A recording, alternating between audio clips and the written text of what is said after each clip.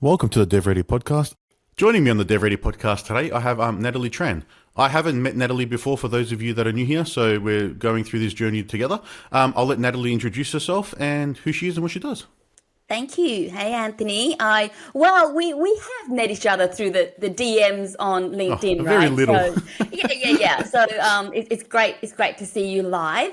I am a transition coach, and I coin it that way because I cover helping people go from a 9 to 5 into another 9 to 5 into a portfolio career and sometimes into a business. Actually, many of the times they end up going to a business as well. So I help others transition into the next phase that has a lot of purpose, that has a lot of, so mainly mid-career people that end up going down that transitioning path. And I've been doing that for the last 9 years or so. I started off as a pure career coach, and as they say, business evolves and things evolve, and now I pretty much help others with that transition side of things. And my background's in finance, I just shared with Anthony.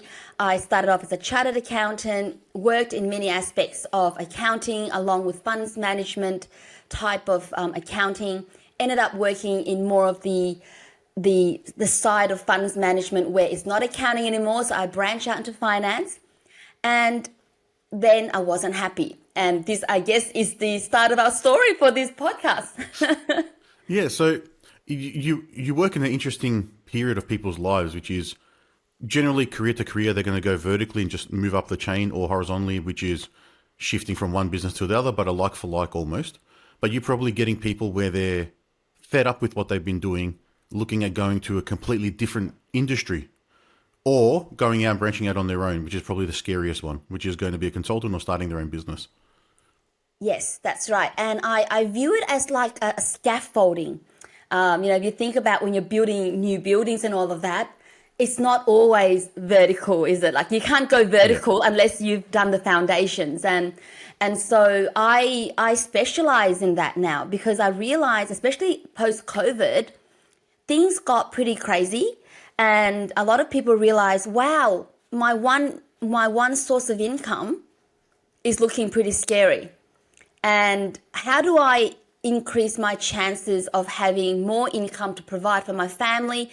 But also thinking about, I think COVID sort of like got a few of us to think about, is this what I really want to do?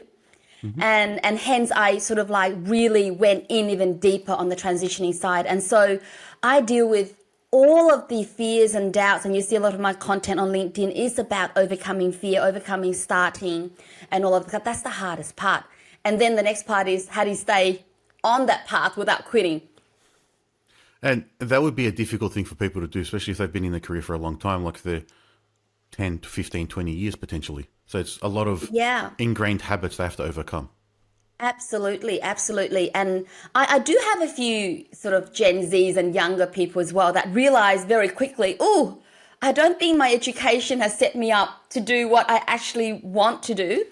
So I do get them as well. But yes, you're right. There are a lot of habits, a lot of sort of mindset thoughts around what is success, what isn't success.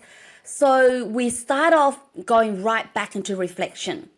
And I never let anyone sort of like just go like that because I know that, when you slow down, that whole saying, that whole internal stillness, reflection, all of that will help you quantum leap or make you leap faster externally later on. Okay, so what got you started on your journey to get to where you are now and help you make those leaps? Absolutely. Well, my family, we're immigrants. My mum and dad were refugees here.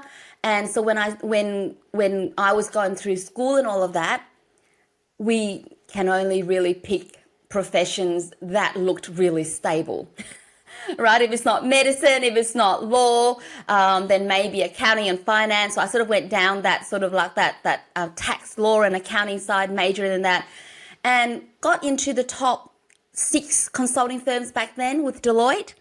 Mm-hmm. Loved many aspects of it, but as I finished my chartered accounting and as I started to move along the corporate ladder, I tried to move laterally as well and go, okay, if not consulting, commercial accounting and all of that. So I tried a number of different things and then I realized you know what, I think I'm in the wrong industry because it's really not giving me that fulfillment. And I can't explain it now. And then I went into finance, into sort of the more Wall Street kind of role in funds management, where I was more middle office, and that felt a bit more comfortable. Okay. And still wasn't quite right. So then I thought, I'm going to make a leap. And I decided to maybe do some recruitment. And at that time, a big recruiter reached out and said, hey, would you like to go overseas? And we'll sort out everything for you. And they saw the potential in me being a great recruiter in the finance world. I did that. But unfortunately, it didn't work out because it was at the time of September 11th where the world kind of collapsed during that night, right? If you remember back, and people remember many different things. I was packing my stuff, remembered I only had one TV left that I was going to drop off in the morning. Like, we spent the whole year packing up all of our stuff, selling the apartment, all of that, and thinking we're going to be gone for a little while, taking the risk. And in the morning, and I thought, okay, we didn't receive any phone calls overnight. It's all good. Plane tickets in our hands. In the morning, we went to the airport pretty much. I was so efficient. I even was going to drop off my car to the buyer at the airport, right? So on the way, I received a call from Michael Page, and they said, hey, Natalie, I'm really sorry, but because of what's happened, your contract's been rescinded. And they gave me like 10 seconds of airtime on the phone for that rejection. So I talk about rejection to all my clients a lot, right? Yep. And that, you know how you go numb? And you're like, okay. And they said, you don't have to hop on the plane anymore. Just tear up the tickets and go home. I said, oh, that's nice. Right? Took ages to digest. Yep. And then they hung up and I couldn't call back. Right? I thought, wow, they gave me an airtime of like 10 to 15 seconds for that rejection on a major life decision I've made the whole year. And they knew that I did all of that. So that then led me to go back into my little cave. And, and back then, September 11th means if you're in the finance world and you're unemployed, not a good thing, right? And then my hubby also resigned. So I was like, fantastic, both of us in limbo ladder. He's also in commercial, but not so much finance, the funds management, but in commercial finance side of things. And so we spent like a month in actually first we had to call the buyer and say to the car buyer, you don't need my car, let me just take my car, right? So that was the first thing. And then we went back into our apartment and said, okay, we can't rescind this contract, but let me buy some time. So we said to the buyer, we said, can we just sleep in our apartment for like another month or so? And you know that feeling when you're completely humbled, right? Went to, Aussie Disposals at the time, bought some air mattresses, pumped up the air mattress, slept in an apartment, no microwave, still nothing. And we survived like that for a month. And if you remember back then, no smartphones or anything, right? We literally had 2 laptops and off we went on. So I think that month, even 2 months or 3 months, was a lot of reflection. And then I had to really put on that hat of where do we go from here? And we both decided that we're reeling a little bit. And this is where I questioned myself. I said, should I have made that pivot and keep going? But the fear was so great, Anthony, that I said, okay, you know what? Let's go back into finance again, rebuild our stability. And we did just that. And so that's my first pivot. And that's sort of like a pivot, but you went back to what you knew because you could move quickly with that. But what I knew. But you could move quickly. You had the experience. It was something that wasn't going to then take you another year or two to settle in and understand how it works and get to that point. So that's a really shit hand you're given on the way to the airport, really. Awful. Like, I can't believe, after all that, and then like you're at the airport practically on the way, and you get told, literally on the way, just go home. With air tickets, like with plane tickets in our hands, and it was very poor on their behalf. I wonder, what they thought you had to do with it that they cancelled your contract. really poor. And that's why when I help my clients, around their career transitions and they complain about recruiters, and look, there'll be amazing ones and there'll be ones where it's just the way it is, right? Yep. They Yeah, they you're get just paid a a number certain to way. them. Yeah. Yeah. They Yeah, get paid a certain way and they just do whatever they need to do. their job is to just fill people in seats, and then they get a commission from that. Most of them, that's how they operate. So you're either a number, or you can get someone who cares, and you'll notice them straight away. They'll stand out from the rest. Yeah. So I won't get into all the sort of the stuff we did because we thought they owed us a better explanation, and we just got ghosted, right? But we did a few things, and all I can say is lucky that didn't exist in the world of social media right now at the moment, because Yep. when someone ghosts you like that, there's a lot of things you can do, right? That could really damage a brand. We didn't go down that route, but back then social media was not like that big kind of thing. Facebook was just So we did becoming. letters, wrote letters and all of that. But we weren't even looking for any crazy compensation. It was just a bit of justice, right? Or a bit of fairness in what happened. But then we moved on as well, and I won't get into the details of that. But we pretty much moved on and got back into that. And then the second pivot happened when I had my kids, Yep. and then my kid and it still wasn't right, right? And I stayed in finance, and I kind of sort of like was okay with it. And in the backdrop, I was setting up side hustles. I started a jewelry business, and you can tell when an entrepreneur starts to come out and all of that. And then I decided to then just go, you know what? When the kids came along and I had my second daughter, and I decided I need to draw that line in the sand, right? I do not want to come home to my kids. I felt like I was dividing my time still.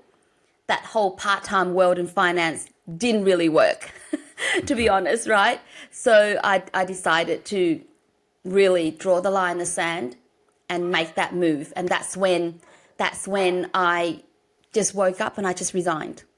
Oh, well. Put my letter in and said, this is now or never, and just resigned. Didn't have a plan B, actually. But I think deep down, coaching was always something I loved. And hence it wasn't like a difficult decision. I knew where I was going. It was just more, didn't have the roadmap. Yep. Yeah. And you just needed that moment to just say, all right, that chapter's closed, start the next one. Yeah. So is that where you then is that what led into your own coaching business? Yeah, I did. Yeah. And so I was so burnt out, toxic environment, a few other things like that. And so I decided to do a Pilates and yoga sort of teaching course and all of that. And I started teaching that because I really wanted to coach someone from a mental perspective, but also understand all the physical side of everything that makes a human a human. Okay. And because I'm a bit of a nerd as well, and I love learning. So I went in, deep into learning about all of that. I did personal training course. I became a master trainer level 1 with the Australian Institute of Fitness and all of that. So absolutely loved it. So still finding my way, learning other industries. So going from finance into the wellness industry is completely different. But I loved it, right? I loved that diversity of people that I met every day. And then from then, I started breaking into the coaching industry. Yeah. Okay, so the people you're working with, I'm sure there's going to be a variety of like different backgrounds and situations and positions and everything that they've been in. Is there any sort of common threads on when people want to make that transition? Yes, there are some common threads. Usually, similar to my case as well, a deep misalignment that you've either put up with or you say it's okay, like you justify it, right? But you wake up and you go, that feeling of like, meh, here we go again, right? And I hear that pattern a lot. There are some who are just aspirationally very driven, want to try different things and know that they can do more. And then the third is just around their purpose. And I know it's a very big word thrown around a lot, but it's around I can make impact. I know that I can help others. I had a bit of that inside of me, and that's why I wanted to change, away from that sort of very numerical sort of career into the human aspects. Doesn't matter how much you provide advice around finance and all of that to your client. It's different, right? It's different. Yep. It's different. Well, that's the same probably the accounting and the finance space. It's all numbers driven.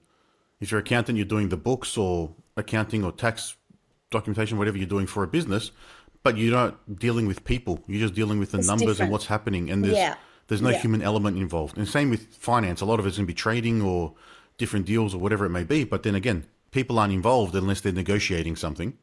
And then it's either I'm going to win or you're going to win. They're not there to assist each other or drive each other forward, yeah? Yeah. Yeah. You know that saying that they, different roles offer different fulfillment aspects. And so when I hear my clients talk about what they want to get into when we explore that, I always say to them, coaching is not for everybody. Business is not for everybody as well.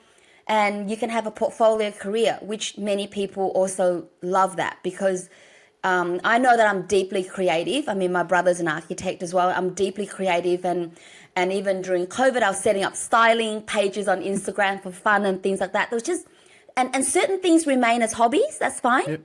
Or side hustle. Or sometimes the hobbies also allow you to earn as well. This is the beauty of living in the digital age, right? Yep. And money's money, right? If you can earn something while you're enjoying it, it's actually amazing, right? Yep.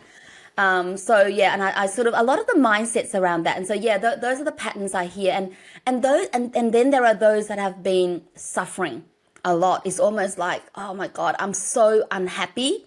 I did this for my parents, whatever, and it's an obligation thing. I need to look after my family. And I think that mindset's very strong actually around I can't leave what I do because I need the money. And so that's where I help people because with my background as well in finance, we do budgeting, we do all of that kind of stuff. So and we go, hey, it's plan. doable. It's doable. And you don't have to leave completely at the start. Yep. So my parents are migrants as well. They arrived in Australia a lot earlier than like 1967. Yeah. But being around family and all the people in that circle, that obligation, like you mentioned, your parents wanted you to have a very high profile career that was stable. Yeah. Having that probably obligation to the family feels to me like it's more of a migrant thing in the way people were grown up in the villages or wherever they're from. It's very different, I think, now, these days, with how everyone understands things to happen and you need to go out and do stuff, or you do want to support your family if you need to. You also don't want to have to go to a job where you're hating it every day and loathing going in and doing that and then waking up and going, shit, I don't want to do this, but you just have to. Yeah, and we, like, life is short. I mean, we hear that all the time, but I say, 40 is not old. You can still have an amazing, fulfilling career if you start at 40, 45, 50. Mm-hmm. I mean, you've got some amazing businesses that start in their 50s, right? People that start in their 50s around what they do. And there's a misconception that you have to scale big, you got to do these crazy to feel successful and all of that. And I always take people back to go, what does success mean to you? Is it just freedom? Is it just on a Wednesday, just to have a day off and do podcasting or whatever, like meet other interesting, it could be anything, right? Or, being able to do more than one thing as well and make ends meet and more, because I think that fear is so big. And so I help people with a lot of that mindset, because the mindset is the thing that holds people back so much. I went through it a few times, like the fear becomes so big, and if you don't work through it, then you will go back to your old thing. Yeah, and that's, the mindset is everything. It's always that. It's, you have these preconceived notions of how things need to be or how you want them to be, and then when they're not the way you planned, potentially, depending on what sort of person you are, that can be a debilitating thing, because now you're anxious or you're nervous and you're just, every moment you have is thinking about, why is it not this way, or something's against me, the world's against me, or I deserve more, rather than if that's what I want, what are the steps I need to do to get to that, and just have a different shift. But it takes people a long time to have those breakthroughs. If they can have them on their own, that's amazing. But that's where people like yourselves would come in and have I that like wish I took on external, a coach. Yeah, yeah, I a wish I third took party on a coach at perspective. that time.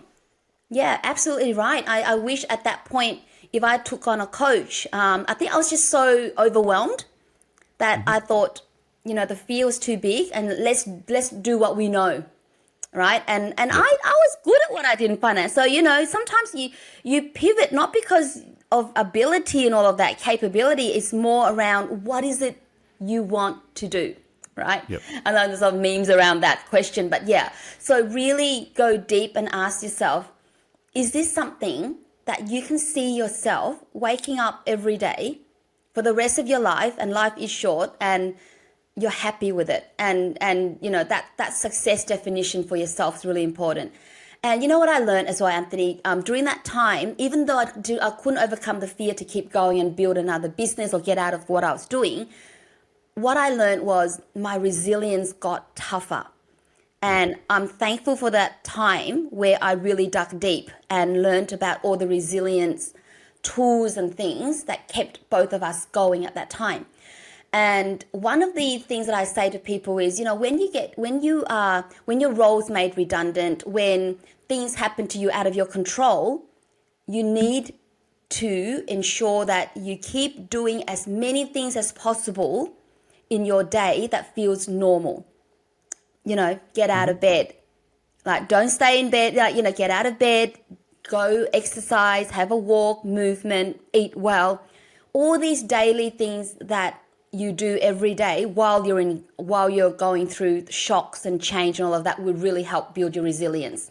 Day by day, you feel it, Yep. right? Yeah. So it's not And that, big shock then to your yeah, actual system, let alone your environment with how you yeah, operate, yeah. conduct yourself. Yeah, and that's things like Mel Robbins. She has a book out that's called the 5 second rule. Exactly that. Count down the morning, 5, 4, 3, 2, 1. Get out of bed. Don't overthink what I'm going to do today. What's happening? My mind is flooding with thoughts. Just go about doing your and of course seek help. If you feel like it's too much. But yeah, so that's Yep. one thing that really helped me as well with building my own coaching things later on down the track. So sometimes these big changes, even though they don't give you the result you thought they would have, but they have other benefits that really benefit you in the long run, that you go, oh, that's why I Yeah. feel okay about things now. You need to take everything as a learning experience, not it's a roadblock and the world's Not out to get you. failure. It's, yeah, Absolutely. Yeah. something happened. It didn't work the way you expected. What do you learn from that? How do you move forward? That's Yeah. how I approach things in our business. And then in life as well. I don't worry about the things I can't control, because there's no point thinking about those because I can't influence them. Yeah. But sometimes easier said than done, right? It is. Oh, definitely. It Yeah. definitely. I Yeah. just don't give myself time to think. So then I can just keep going. But Yeah. a lot of the audience that we sort of target on this podcast is non-technical people, like non-tech founders who are trying to build a product, or non-technical people in business looking at building software. So for those people that are in sort of like that career change and umming and ahhing, whether they don't want to stay what they're doing, take a risk where they've been working, they've had some savings that they can bank off, or like long service leaves coming up, and then they can give themselves 3 months to try and test something. What are some of the things that people can do if they're going, all right, I'm at this nexus point of, do I stay or do I take the leap and try and start a business and go out on my own and consult or whatever it may be? What are some of the things they should try and consider in moving in that direction? Oh, great question. We could be here all day. But yeah, the first thing is like go back. Again, sit down with your coach or your mentor and all that. Really sit down, list out your values again, list out your strengths, go through all the options, and hopefully do a mind map even, right? Do a mind map. Okay, so I'm sort of taking aside that, someone has some funds to Yep. sort of start, right? I always recommend a minimum of 6 months salary, right? And map out, imagine you are the tree in the middle, map out about 8 branches, and then research each of those branches, right? And then land on 3. So it could be one could be a ghostwriter, right? If you're thinking you're great at writing, that's your strength and all that. Another could be you might have a product that you've designed, and then maybe something else similar to like coaching or something. Some people have very varied stuff. And then go deep into each of those and research, right? Research, look at the options. So don't attack all 8 branches because, you got to have a couple of things humming or the first one before, otherwise things will drop. So just say you go along the route of becoming a consultant to write for others and all that. Go and research that. Research that with your support or your coach. Look at ways that you can earn right away. Like it doesn't have to be, I'm going to wait for a year before I earn that, right? Look how you can earn right away. Look at your list on your phone that people can reach out right away and all of that, and test it out. Do pro bono as well, because the idea of doing something and doing it is very different as well. Some people start doing it for free and they go, oh my God, coaching's awful, Natalie. It's like, there's just like, oh my God, I'm dealing with everyone's problems. And so, and then you get a feel of like, okay, maybe that branch was not as strong as I thought, right? It's a bit like us studying, right? And then we go and do it. It's a cheap way to test it. Yeah. And I go, there are so many ways you can test it and start with warm leads. People that you could coach if you want to be a coach, for example, right? And while you're researching, also research certifications if you need it. Does that thing you want to do require that? Licenses, budget for those. So these are all the practical elements that I help my clients with, right? So it's not just one thing. Depending on what you do, just say you want to become someone that is a scuba diver teacher. Well, you got to pay for all the training first and all of that, the license and all that. That's number one, right? So certain industries have certain things that require certifications and qualifications you have to have. They're probably, the way you're explaining it, they'll be like a phase 2 thing for me to test. Phase 1 will be what can you just start testing for free, like you said, if you really enjoy it, because then that'll give you the quickest way to say yes or no. Yeah. Where the other ones, if you're doing scuba diving coursing, you maybe take 2-3 months before you get to the point of saying yes or no, and then you qualify and then you don't like it. That's right. And then there's also, like, that's why I said I ask people to have 3 options, because while you're doing all that certification for diving, I'll just go with that example, there might be something that you're also amazing at that you can earn as well. It's great to have bread and butter money come in, right? While you're doing, just like how I was teaching Pilates and yoga while I was learning coaching, getting accreditations, networking to the industry and all of that, right? But I was teaching Pilates and yoga, and it worked with my schedule with my young kids at the time, right? So teach in the morning, teach in the evening, got the whole day to do your stuff and still earn money. Ended up being more than 20 hours a week at one point. Oh, well.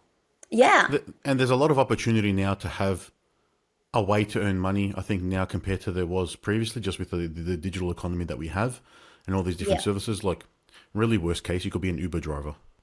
Which isn't a difficult thing to get into, from my understanding.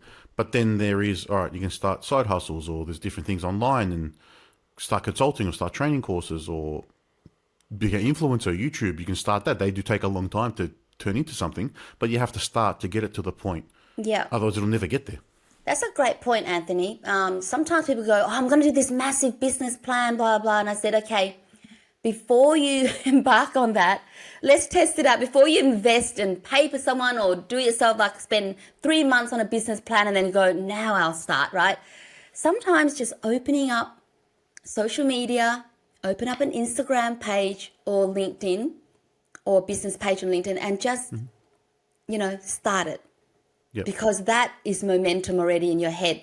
Your mindset starts to go, I can see, and you can start to connect and learn about keywords, and things take time, right? It does. You just have to put the hours in on certain things. Yeah, to get even enough little knowledge things like that. To link it all together. Yeah. Because if you're in a certain career, you're not going to be exposed to a lot of the things that you need to do, especially if you're going out to being your own consultant or as a business. You're going to have a lot of domain knowledge and expertise in a certain area. And if you think of that as a business, say there's 15 components to a business, you may be really good at one, Yeah. have a bit of background knowledge on two or three, but then the Yeah. others you don't know anything about because you've never been exposed to the Yeah. account side, the HR side, the payroll side, or whatever it may be. So you're going to have to take time to learn these things. It's not that easy, Yeah. but there's AI you can lean on now as well. So you've got these experts in your pockets that Yeah. you can just ask questions and get feedback on top of what you can provide as a coach, as an example. Yeah, absolutely. There's so many things you can do that starts the momentum for you and start to get to know the people as well in the industry, like, some of my first clients, and how fun is this? I was in fitness and all of that when I was changing. Guess what? My first coaching offer was helping out my fitness peers and all of them. I was helping fitness businesses and trainers and all of that get to know themselves through profiling better. I had an ex-golfing professional that I did some profiling for and all of that, right? And yeah, that was my first offer.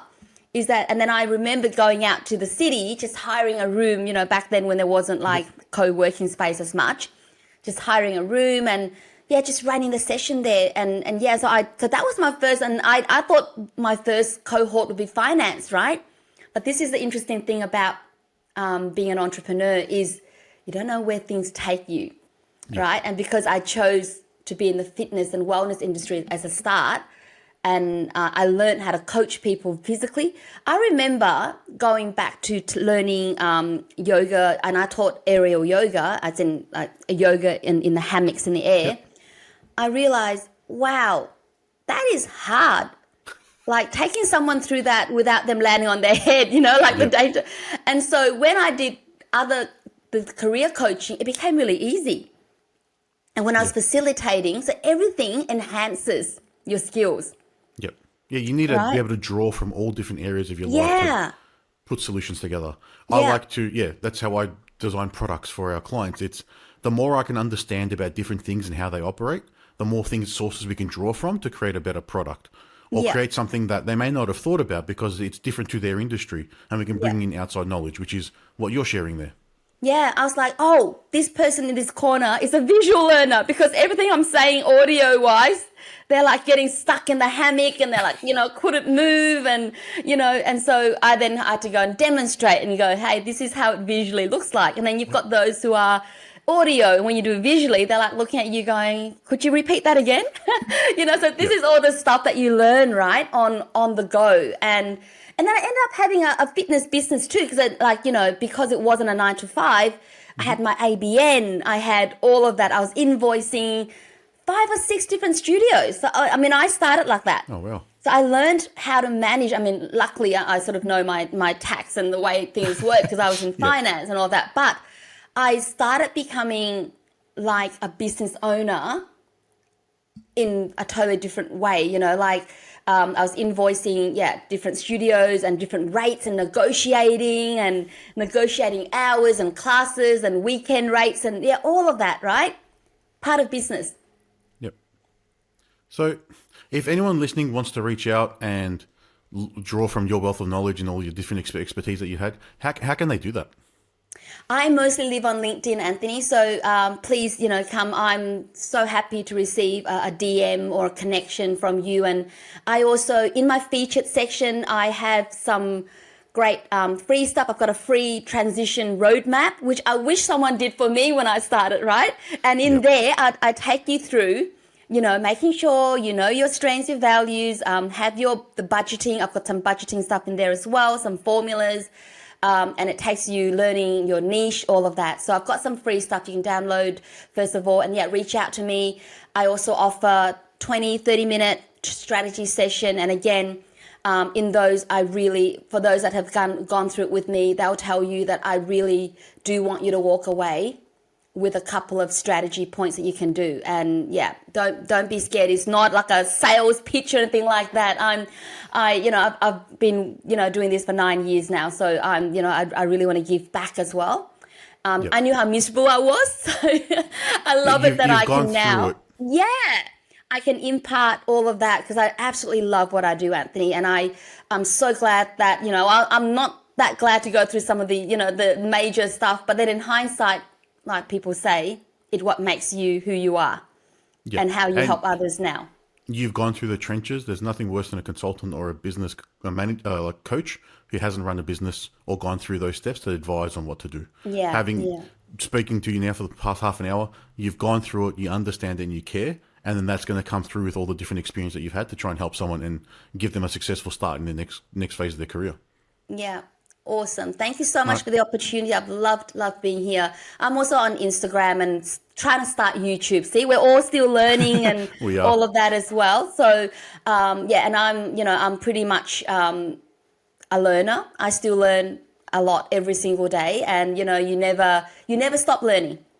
Correct. That's the motto I have. We'll add all of those notes into the show notes so then everyone can access that. It's been a really insightful chat. So once again, thank you for your time today. Thank you so much, Anthony, for having me. Thanks. Thank you.